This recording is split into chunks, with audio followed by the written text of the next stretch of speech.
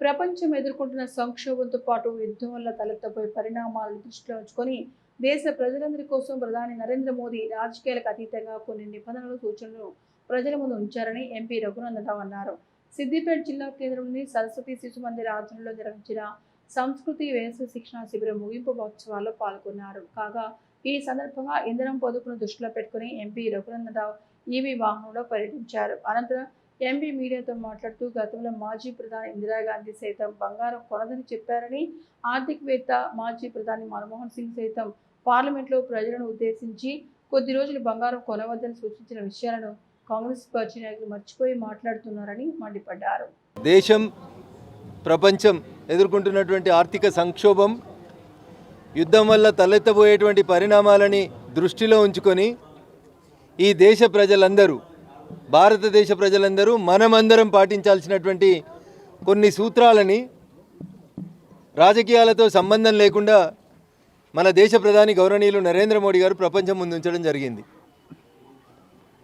దానికి ఆలోచన లేని వ్యక్తులు, అర్థం కానటువంటి మూర్ఖులు నోటికొచ్చినటువంటి వ్యాఖ్యానాలు చేయడం అనేది దురదృష్టకరం.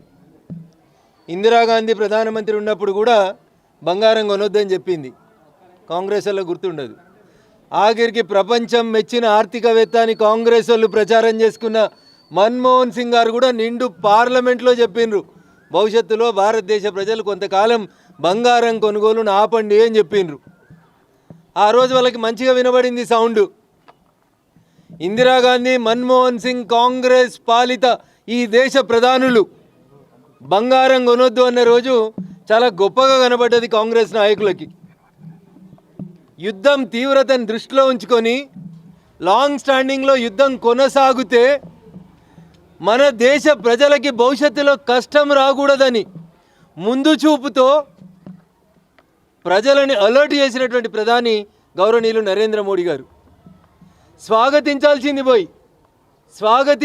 పోయి మళ్ళీ చెప్తున్నా నేను, ఇందిరాగాంధీ, మన్మోహన్ సింగులు చెప్పిన రోజు బంగారం కొనొద్దంటే మంచిదవుతుంది, నరేంద్ర మోడీ గారు బంగారం కొనొద్దు అని అంటే కాంగ్రెస్ వల్ల కష్టంగా కనబడుతుంది. అందుకనే దయచేసి ఒకసారి ఆలోచించుకోండి.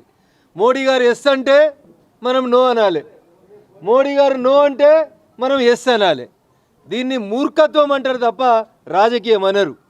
దేశ హితం కోసం, జనహితం కోసం, భవిష్యత్తులో ఈ దేశం ఎదుర్కోబోతున్నటువంటి అన్ని రంగాల్లో రాబోతున్నటువంటి ఇబ్బందుల్ని దృష్టిలో పెట్టుకొని ప్రజల్ని పొదుపు మంత్రం వైపు డ్రైవ్ చేసిండ్రు భారత ప్రధాని గౌరవనీయులు నరేంద్ర మోడీ గారు. దాన్ని స్వాగతించాలి, హర్షించాలి. కామన్ మ్యాన్ అర్థం